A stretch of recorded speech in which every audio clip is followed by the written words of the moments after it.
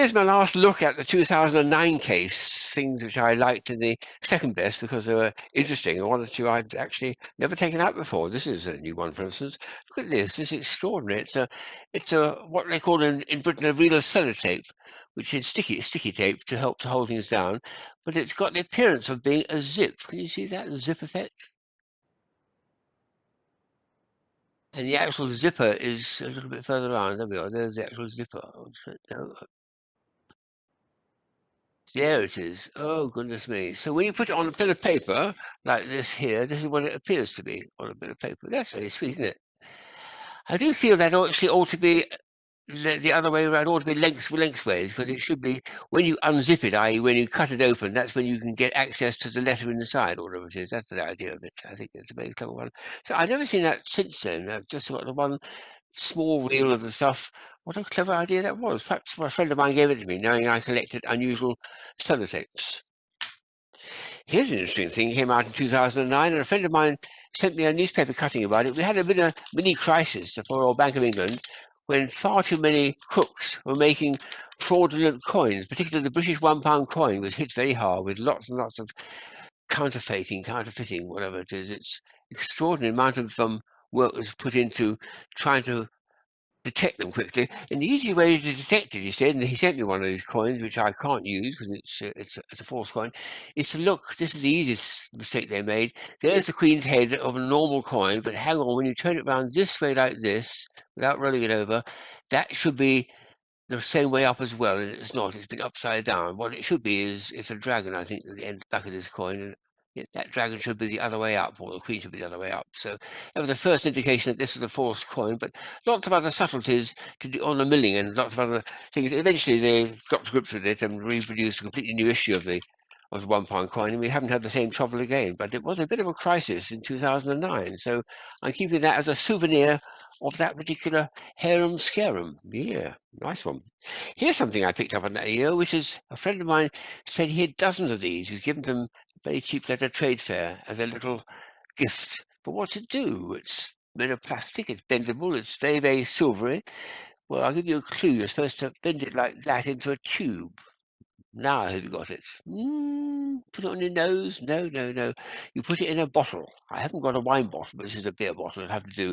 But you slip it into the wine bottle with a precious wine. And the idea is, as you're pouring it, this is a very sharp edge, which doesn't cause drip down on the back here, which does if it's a rounded edge, and if you waste some of the wine, which would be a waste if it's expensive wine.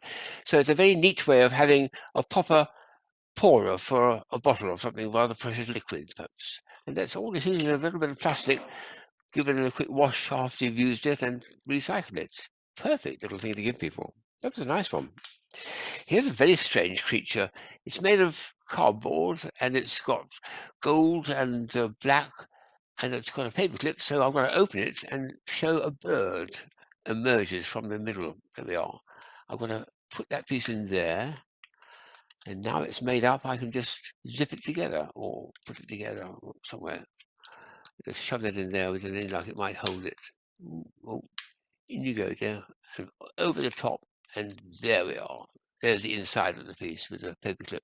And what you're left with is a very, very elegant looking, almost like a peacock, but it's a lovely colour, all blacks and golds and things. I'll show you the detail of the head. It stands on its little feet as well, which is very sweet, but let's look at the detail of the head.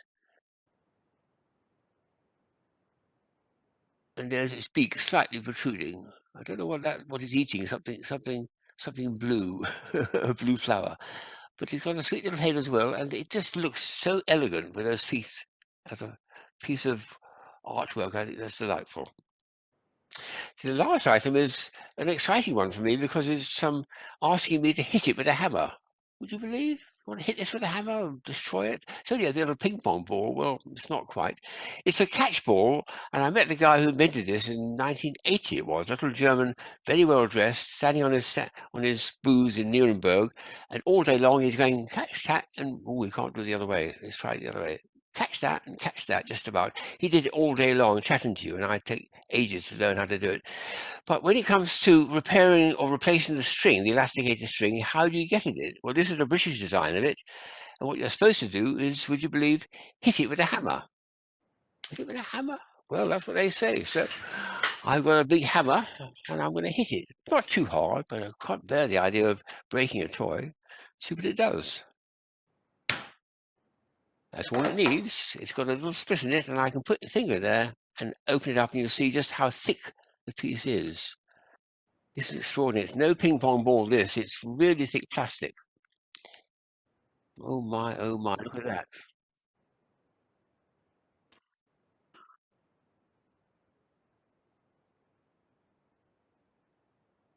And see how thick it is. So easily put, and those little pins go into the holes, and they're force fit.